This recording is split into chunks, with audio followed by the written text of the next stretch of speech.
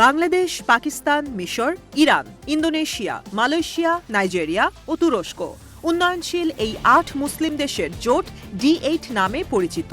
বিশ্বের মোট জনগণের ১৩% এই ৮ দেশের নাগরিক। এবারের D8 সম্মেলন এমন সময় হচ্ছে যখন মুসলিমরা রয়েছে সবচেয়ে সংকটে। ফিলিস্তিন, লেবানন ও ইয়েমেন ধ্বংসের পর ইসরায়েল এগোচ্ছে সিরিয়ায়। সম্মেলনকে কেন্দ্র করে ১১ বছর পর প্রথমবারের মতো কায়রো সফর করলেন তেহরানের সরকার প্রধান। ঐতিহাসিক এই ক্ষণে সম্মেলনের সাইডলাইনে মিশরের প্রেসিডেন্ট আবদেল ফাত্তাহ আল সিসির সঙ্গে বৈঠক করেছেন ইরানের প্রেসিডেন্ট মাসুদ পেজেশকিয়ান। ভূ রাজনীতির জটিল সমীকরণের মধ্যেই সকল দ্বন্দ্ব ও ভেদাভেদ ভুলে এক হতে যাচ্ছে মুসলিম বিশ্ব।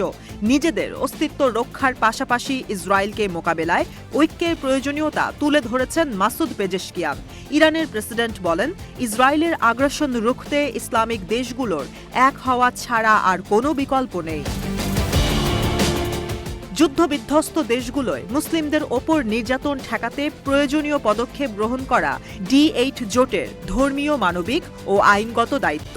এই সম্মেলনের মাধ্যমে সদস্য রাষ্ট্রগুলোর মধ্যে ভ্রাতৃত্ব ও বন্ধুত্ব আরও জোরালো হবে বলে আশা প্রকাশ করেছেন ইরানের প্রেসিডেন্ট।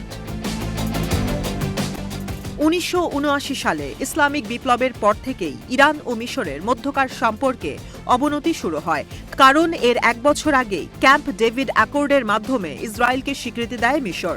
এমনকি ইসলামিক বিপ্লবের পর তেহরান থেকে পালিয়ে কায়রোতে আশ্রয় নেন স্বৈরশাসক মোহাম্মদ রেজা পাহলাভি। ইরান ও মিশরের পাশাপাশি সম্পর্ক স্বাভাবিক হতে যাচ্ছে বাংলাদেশ ও পাকিস্তানের মধ্যে। সম্মেলনের সাইডলাইনে বৈঠক করেন দুই দেশের সরকার প্রধান, যেখানে ডক্টর মোহাম্মদ ইউনুস বলেন, দুই দেশের সম্পর্ক স্বাভাবিক করতে ১৯৭১ সালে মুক্তিযুদ্ধের বিষয়ে পাকিস্তানের বিষয়গুলো পরিষ্কার করতে হবে। বাংলাদেশের সঙ্গে ভ্রাতৃত্বের সম্পর্ক শক্তিশালী করতে আগ্রহী পাকিস্তানও। দেশটির সরকার প্রধান ডেঙ্গু ব্যবস্থাপনা ও চিনি শিল্পে বাংলাদেশকে সাহায্য করার বিষয়ে ইতিবাচক মনোভাব পোষণ করেছেন। পাশাপাশি সার্ককে পুনরুজ্জীবিত করতে ডক্টর মোহাম্মদ ইউনুসের পরিকল্পনাকে স্বাগত জানিয়েছেন শেহবাজ শরীফ। জানান, সার্কের অনেক বড় সমর্থক তিনি। শুধু ফটো সেশনের মধ্যে জোটকে বেঁধে না রেখে আঞ্চলিক সমস্যা সমাধানে কার্যকর পদক্ষেপ নেয়ার ক্ষেত্রে সার্ক গুরুত্বপূর্ণ ভূমিকা রাখতে পারে বলে আশাবাদী পাক প্রধান।